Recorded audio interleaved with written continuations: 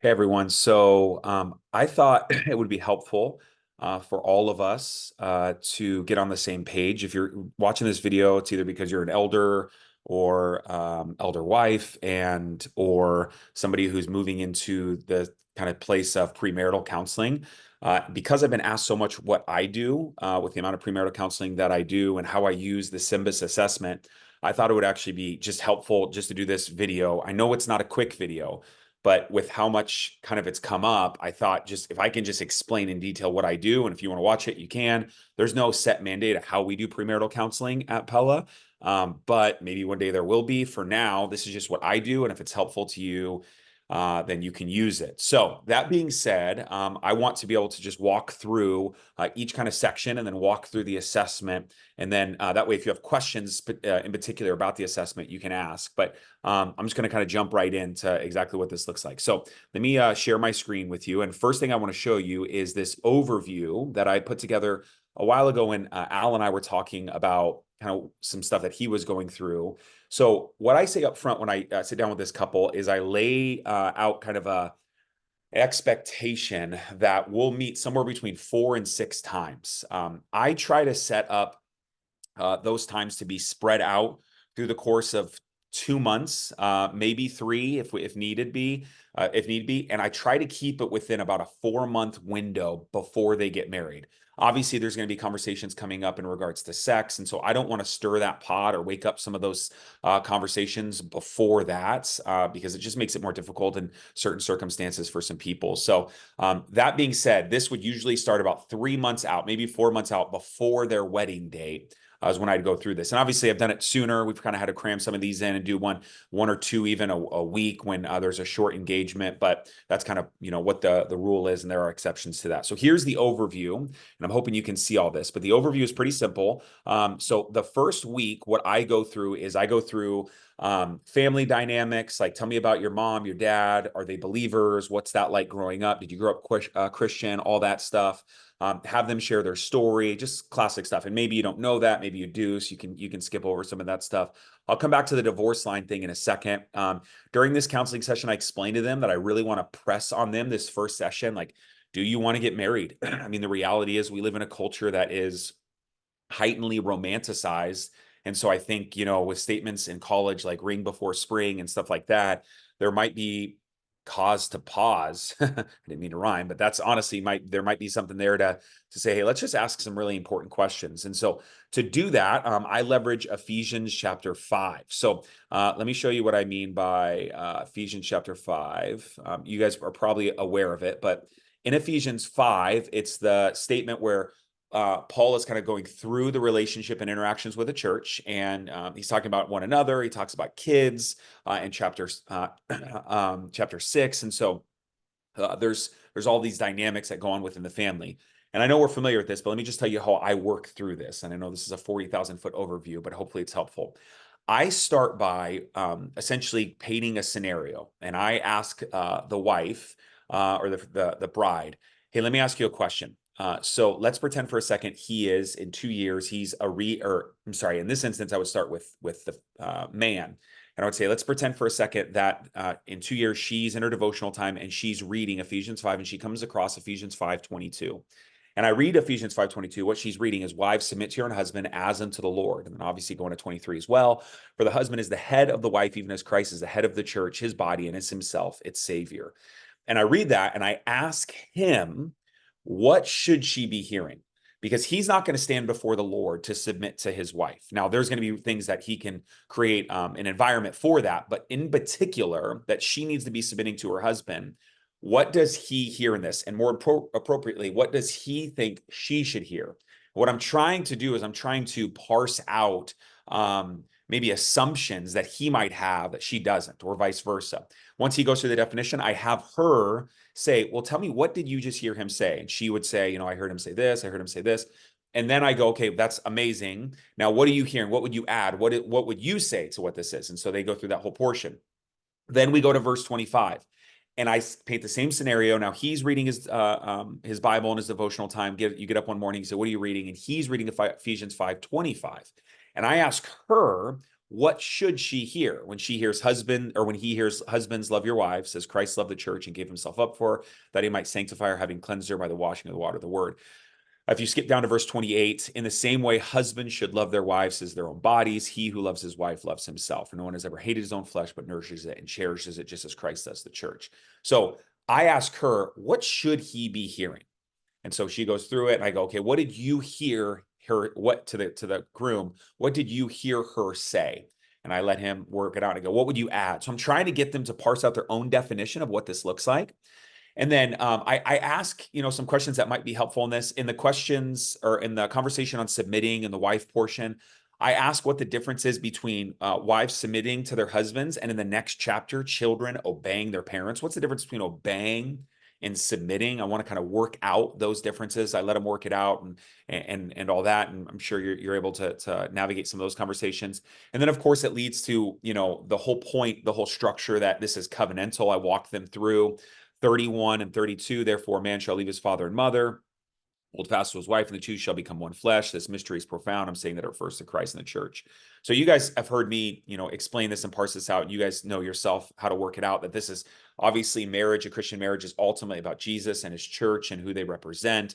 It's covenantal, not contractual. I go through all those pieces to explain it to them. And some of them have already heard some of that stuff, but more than anything, what I try to parse out in this relationship, or in this moment for the relationship, is the symbiotic nature of what is going on. That ultimately, if a husband is giving his life away for his wife, then everything he's doing is for the good of his wife. Then she, therefore, is submitting to what is good for her, right? And so there is this beautiful relationship. And of course, you go through and you say, that's not always the case. As a matter of fact, a lot of times that's not the case. And, just because they don't do their job doesn't mean you don't do your job or your role in this. And that's the part of the covenantal relationship that you bring. And this goes back to, let me show you that outline again, that question that I ask at this point as we navigate Ephesians 5. Then I go through there and I go, if this is covenantal, then what in God bringing you two together, what could cause you guys to separate? If it's covenantal, what's worth breaking a covenant? And I ask them to define their divorce line. So it's in that moment that I say, what would it take for you? And so they go through, if he cheated on me, well, what's cheating? There have been instances where a man was addicted to porn for 10 years. Is that cheating? Or, is a work relationship cheat? You just try to push and push and push and push. What's your definition? Try to, don't leave any room for excuses and any of that stuff. And so I want to be able to navigate with them. What do you see? And then, of course, we walk through the 3 A's. So the 3 A's that are brought up in scripture that are allowances. It's not that God ever likes or there's ever a good divorce, but the language that is used is adultery, abandonment, and abuse. And, abuse can be under the banner of abandonment. We read through the Sermon on the Mount, of course. We read through 1 Corinthians 7 as well. And we talk about, if he's becomes a non-believing spouse, or she becomes a non-believing spouse, and they go wayward and don't want to stay, you're allowed to. But in the end, I always share, and I'm sure you have your own stories. You always share a story about this couple, Robin and Robbie, who she was faithful. And I think she's a great example as Christians. Like, even when they go wayward, we should at least start with, I'm not getting divorced. I am in this. I am with you. I want to continue to pursue this. And so that's kind of what we go through the first portion. And I want them to really feel like, wow, this is a big commitment in all of that. And so from there, what I explain is there are some helpful tools I want to give them to navigate this season. And you can see in the first week, I'm going to tell them, or I encourage them. I don't require any mandatory reading. You might have some mandatory reading that you would have, which is totally fine. But this is just what I do. Again, I tell them, you guys should read chapter 3, the first 3 chapters of The Meaning of Marriage by Keller. I tell the groom, or the soon-to-be groom, that he should read Vodi Baucham's What He Must Be. And then also Southern Seminary put out the Guides to Biblical Manhood, which we're all familiar with the discipleship. And then for the bride, I tell her Let Me Be a Woman by Elizabeth Elliot, and then A Life-Giving Home by Sally Clarkson. So again, they don't have to read those, but I encourage, you got a season right now where you can prepare for marriage. This is the best way to do that. And then before leaving, I say, but now what I need from here is I need your emails. I explained to them that I'm going to have them take an assessment. And in having them take this assessment, I'm leveraging the results of the assessment for us to be able to go through all the other conversations. Okay. So that's what we're going to do from then on. And that's how we're going to navigate it. So that being said, that's usually what comes up next is what do you do? So weeks 2 through 4, I go over the assessment. And so I will right now, I'll go through an assessment and you can let me know if you have any questions or anything like that. But this is an assessment that I actually asked a couple, Matt and Hayden, if I can use their assessment. They're in Sacramento now. They went to church at Pella for a season, solid couple. They love the Lord. And so I was just like, hey, could I use this as kind of a rubric to walk us through how I go through premarital? And they give me uh, the thumbs up. So that being said, this is the SYMBIS assessment. Okay. So most likely you've already seen this because either you sent it over to me and I sent it to a couple and you work through it. But I don't know if, everybody knows exactly because you haven't gone through the training how to use it. So this is like the 5-hour training kind of summed up in a few minutes of what I do and what might be helpful when you go through this. First page is obviously just the about us. You can just, if you don't know the couple, that's helpful, but for the most part, we do. I explain this next page. Page 2 is just an overview of what we're going to cover: mindset, well-being, context, dynamic. We're most likely going to get through the first 3 in the first assessment, or the second, I guess, after the Ephesians one. But the second meeting, the second session, we're most likely going to get through this. And so let me explain to you what I mean by that. So we start with mindset. What you're looking for is a resolute mindset. And I tell the couples this. I don't know why I have that there. I tell the couples this. They say in the training that all of these are kind of the same. One isn't better than the other, and I just disagree. Somebody who's reluctant or restless, there's things that you should probably work through. Somebody who's a romantic mindset hasn't really counted the cost of marriage. They're just super excited to get married. And somebody who's a rational mindset, they have counted the cost, but I've been in situations where I've gone like, you've counted the cost and this is next up, but I don't know if you actually love this person. So resolute mindset is everything we're really looking for as believers in regards to divorce is, not an option. I want to continue to pursue them, all that. And so that's where you want to start. And that's where they landed, which is great. The second part is their well-being. I do not read, and you can if you want. I don't read these sections here. You're more than welcome to. What I do is I jump for the sake of time to these caution flags. And I tell them, I'm going to send the assessment to you after you get married, or even after the counseling sessions are over. But I want to sit in these caution flags. And so in this instance, what came back in the caution flags is 5 for Hayden and 6 for Matt. And so they're all different. I can, if I haven't already, I can send you the definition for every single one that comes across because they could all be different. But for Hayden, eating disorders, body image, anxiety, stress, and unrealistic expectations came up. Some of those are obvious and what she has struggled with. And so we talked about it. I ask them to define those. I say, why do you think body image came up? What does that look like? And why do you think anxiety came up? Is that clinical anxiety? Do you take medication for it? All that. I work through all that stuff. And then we go through all those things and we press and we spend a good amount of time just asking. I ask him if he's aware of all those things. And then Matt, it's the same as is true for Matt. Abuse by someone. In this instance, he had some childhood trauma stuff, problematic online activity. He had some issues with pornography, and he's had since then at Victory, which is wonderful. But anger, stress, partners' habits, unrealistic expectations. Unrealistic expectations comes up quite a bit. So I asked them to define that. Do you feel like there's things that you're expecting out of your future spouse? Do you feel the weight of that? And so I asked them to work through that. But I spent a good amount of time on the caution flags. And I think a lot of this assessment is just to know when and where to spend time. And you can read these if you want, but this really is where the conversation, I think, is to be had. They came back with a 67% relationship well-being, which is not that good. Their marriage momentum, which is, sorry, we passed it up here, is high. So you're looking for very high, but high is okay. Their togetherness is 67%, which is well-being. 70s preferable. The highest I've seen is 80. No, I saw 92 once, but 67's fairly low, but it's not the end of the world. You just got to kind of understand and navigate with a couple, some things that you feel like are worth bringing up. And then the next part is what I call, and I tell them this, I think this is the most important part of the assessment. So the reason is not because of their answers, but it's because you're not going to do premarital with them over the next 30 years. You're not even going to be doing marital counseling with them for the next 30 years. But what is going to happen is they're going to be in community. And if they're not in community, then no one's going to be able to hold them accountable. And so I really want to understand these dynamics. I'm looking for these to be high. And so for support friends and family in the relationship, they both said it's very high. My relationship with my in-laws, Hayden does not have a good relationship with her in-laws. In this instance, it was understandable why. Matt has a great relationship with his in-laws. It's the Straw Heckers. They're an amazing family. And I can understand why. They at the time didn't have a lot of mutual friends. Now that they live in Sacramento, the big part of this is they were going to move out there. And when they were going to move out there, I spoke with the pastor. I said, these guys need community.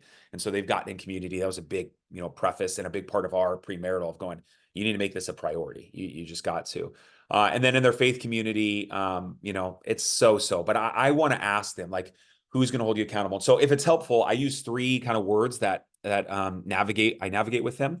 I say, who has a view in your life, which is most people because of social media, who has a voice in your life, who can speak into your life. That's probably between 10 to 15 people who can speak into their life. And then lastly, who has a vote in your life? And at this time in their season, most likely, especially if they're young, that's their parents. But a vote status is essentially to say, I don't think you should do this. And you'll genuinely go, okay, I'll pause on this for a little bit. We all need people in our life that can say, hey, like, no, this is not a good idea. Or you're treating your spouse this way. You need to stop that. Who can call you out on your stuff, and you will genuinely like listen, right? So view, voice, vote is the language that I use there if it's helpful. But that's where all of this matters.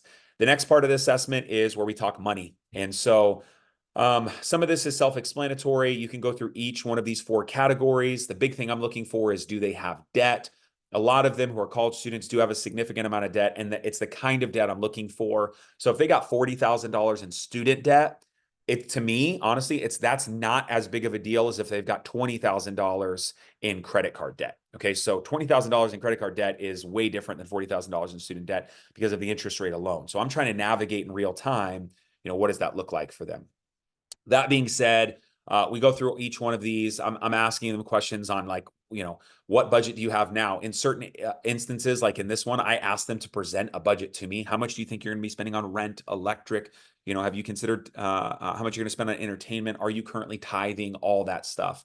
I do ask them, there's a great question in the assessment that I think is helpful. And it's this question right here. In my home growing up, money was, and I asked them to finish with just one word, finish that statement with one word. Because I do want to understand, what are they bringing to the table when it comes to finances? And so for some of them, there's, it was not talked about, or it was worried about, or whatever it is. And so I want to be able to get underneath all of that. And of course, everybody's different. I just did premarital with a couple that she is like super, like OCD when it comes to budget, and he's just like willy-nilly. And so you got to take some time to help them navigate that. And I asked them, I say, who's going to be handling the finances as far as running the books and all that stuff, and let them work all of that out as well. The next one is what I describe as the least important of the assessment. It's just the expectations. And I say this because if you're watching this, most likely you are already married, and you know that you'll find your own rhythm when you get married. So in this part of the assessment, and finding your own rhythm, meaning you're going to know about a year into your marriage who usually takes out the trash. You're going to know, who's doing the laundry. You're going to find your own rhythm. It is helpful to be able to ask who's going to do what. The biggest part of this page that I think can be asked, because it's not mentioned anywhere else in the rest of the assessment, is who's going to discipline the children.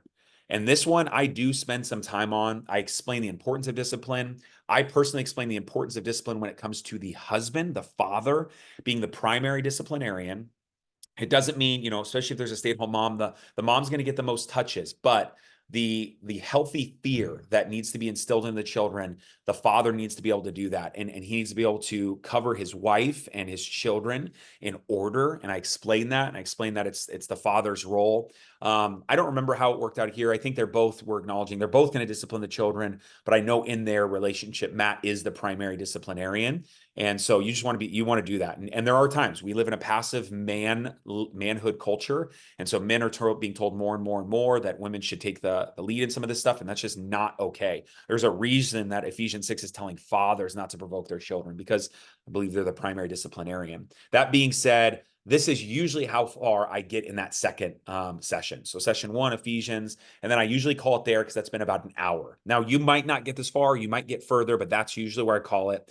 The reason being is this is the engine of the next session. And it's the engine of the whole assessment.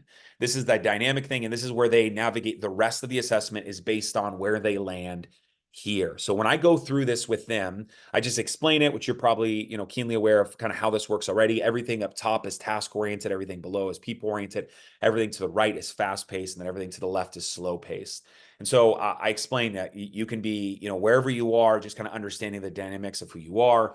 So I am, by point of reference, I explain to them, I am a task-oriented, fast-paced individual. Candace is a people-oriented, slow-paced individual, right? And so wherever you are on this, it's just important for you to know.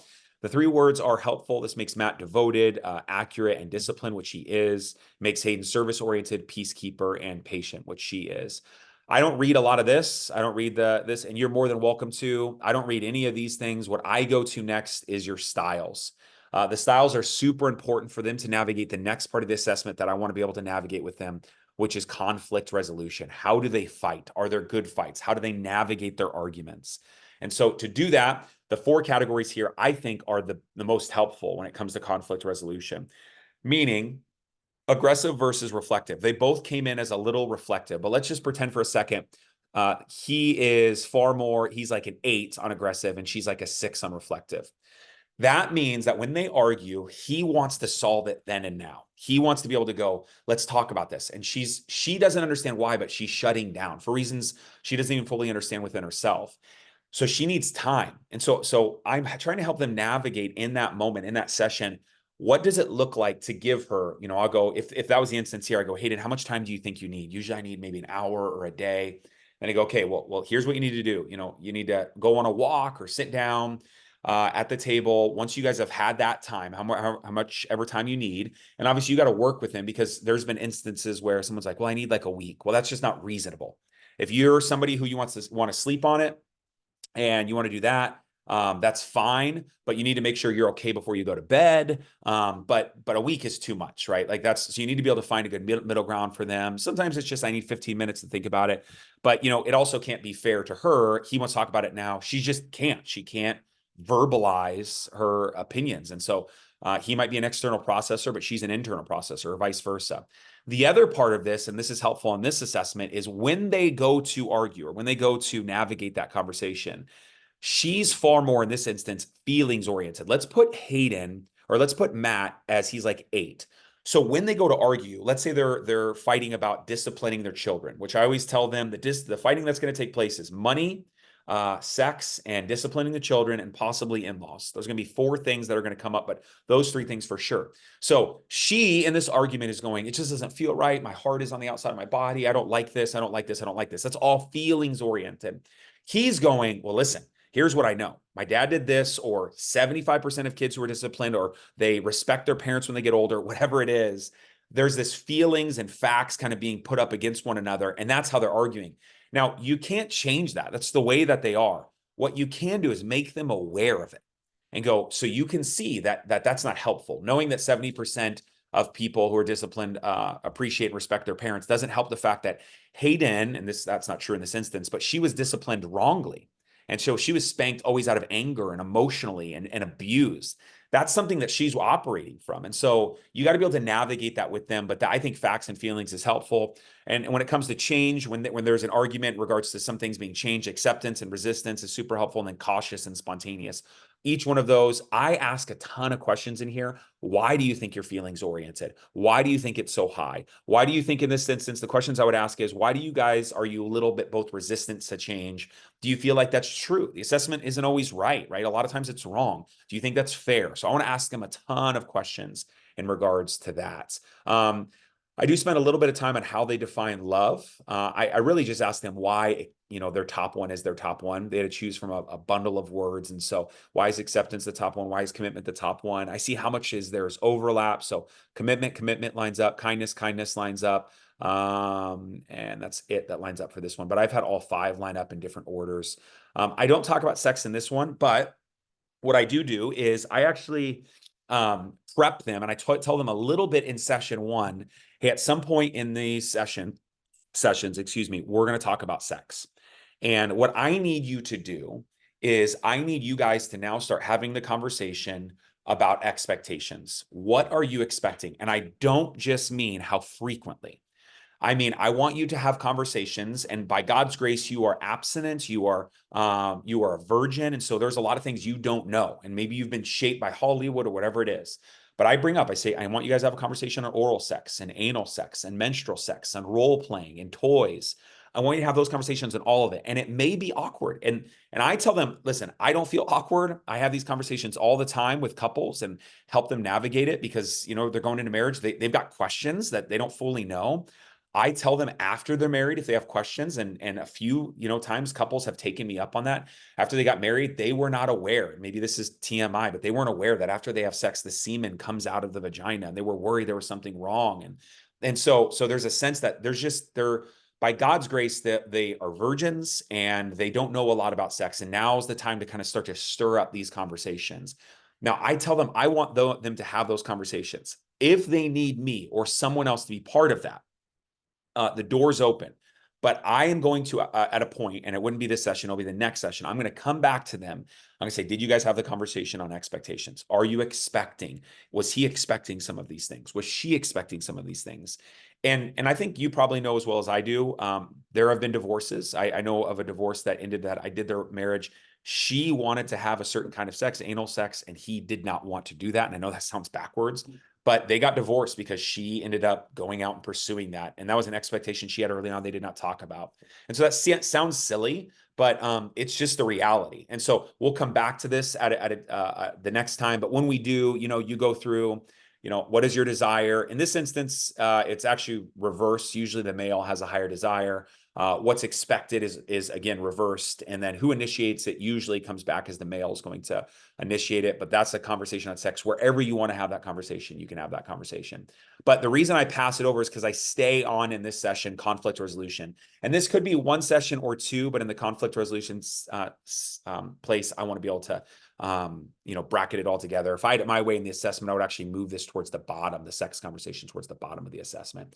On this part, I do navigate all this in regards to your best when you're facing, this is them in a good place, and this is them in a bad place. And I would say I spent probably a half hour on this, because when they're under stress, Hayden goes into, and she's going to be overly optimistic, self-promoting, and flippant, which means she's like, no, it's going to be fine. Everything's going to be fine. And he's going to go, no, it's not going to be fine, right? He's inflexible. He's hesitant. He's non-demonstrative. He's going to shut down and go, you think this is going to be fine. You have all these, like, we're in $70,000 debt. It's okay. I'll get a second job. No, Hayden, that's not how that works. Like, we've got to figure this out. And so there's a sense that they need to know how they act. And then I'll be able to say, so Hayden, when you're acting that way, you can see you're under stress. You're not in a good place in that moment. So you guys got to step back and evaluate. So I want to help them navigate it. And then I walk through, where they are in a good place, that if they operate before the Lord and in his peace, they can be really good teammates to be able to do that well. So I get to spend some time on that. I don't really read through much of this outside of, I asked them if they agree that this is communication they want to improve on. So listening without interrupting, maintaining eye contact, and expressing more genuine interest. These are things that both of them said, all three, they're going to try to work on as they went into marriage. I'm not sure how much they've actually done that.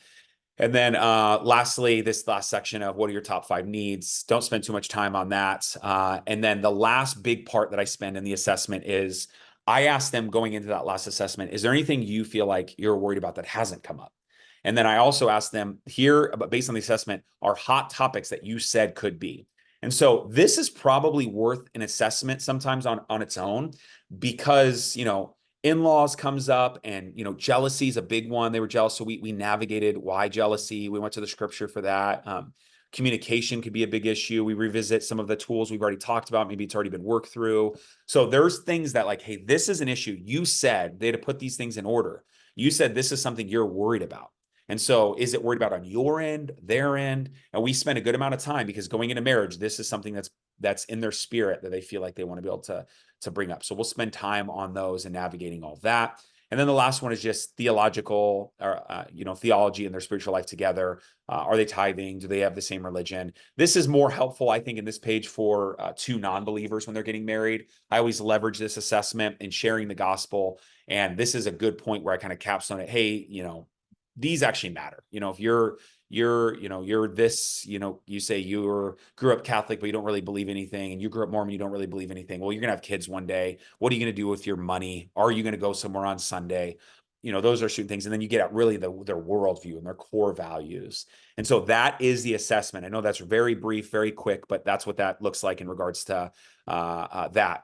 So that being said, that going back to my overview, for that. That could take 2 to 4 weeks, depending on how long you want to go. This leads to the last week. The last week is I go over the ceremony, which I've placed in here, the ceremony that I go through. So I explained to them, and I'll share this with you as well. I explained to them that this is a generic wedding order, and it is everything that I've done in a wedding, and you can remove or add whatever you want. Okay, so meaning you can go through this. Do you want unity sand? Do you want unity candle? I'm going to go through Ephesians 5. What I walk them through, I'm going to walk everyone through that marriage is ultimately about Christ. Do you want to write your own vows? If you don't want to write your own vows, here's the vows here that I can give you.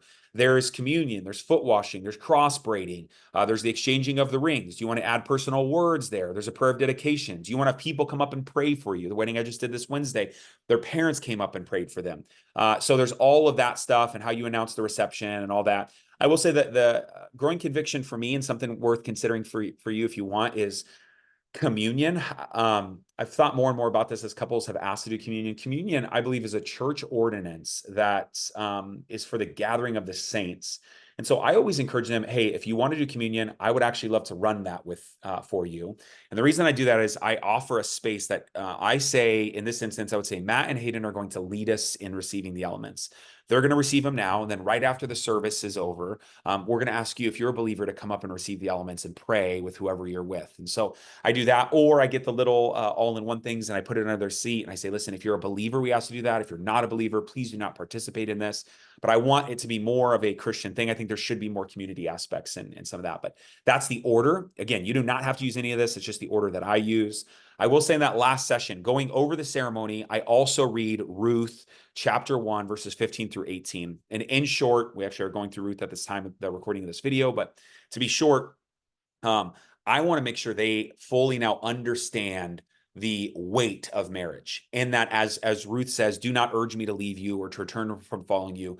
For where you go, I will go. Where you lodge, I will lodge. Your people will be my people. Your God will be my God. Where you die, I will die, and there I will be buried. May the Lord do so to me, and more also, if anything but death parts me from you. And I want to be able to communicate that. Do you feel that? I understand this is from Ruth to Naomi. I get it. But that sentiment, I want to be able to sentiment. I want to be able to get at that idea. Do you understand that you serve the same God, that you will live in the same place, you will die in the same place? This is a big, big decision. And you need to count the cost of this, right? And so I want to put that weight on them, the way we started and the way that we finished. I misspelled weight, but the way we finished and started, I want to be able to put that on them there. So that being said, that's what I go through in the last session. Then I go through ceremony, and then I do my own special thing, which is give a gift. So I need their best man and maid of honors phone numbers, but that's it. So that's the overview. That's the whole overview. I'm going to send this to you. And then also I will send you the leader's guide for the SYMBIS assessment. And so if there's anything that you have questions on or want to navigate on, you can just let me know and I'll help you navigate that. So I appreciate you. Let me know if you have any questions. I don't know how to stop sharing this. So I'm just going to keep going and stop recording.